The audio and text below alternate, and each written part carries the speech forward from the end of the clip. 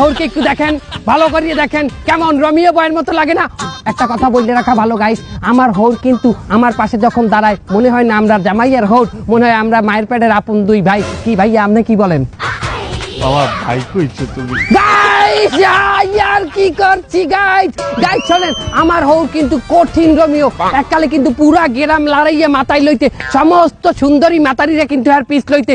Guys আরেকটা কথা বললে রাখি, এটা সিক্রেট কথা, আব্বা আমাদের সামনে না, এত সুন্দরী মাইয়েরা আমার হৌরের পিছনে ঘুরতে, এরপরও আমার হৌর কেন একটা মাতারিকে বিয়ে করছে?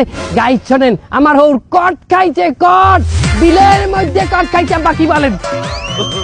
আব্বা এটা বলা লাগবে না গাইস, সব কথা বলে না হৃদয়, কিছু কথা বুঝে নিতে হয়। লাইক করেন, কমেন্ট গাইস, যাবেন না আমার হাউরি চলে আসছে ইতিমধ্যে, হাউরির সাথে একটা ব্লগ হবে গাইস। আম্মা এই খারান আম্মা।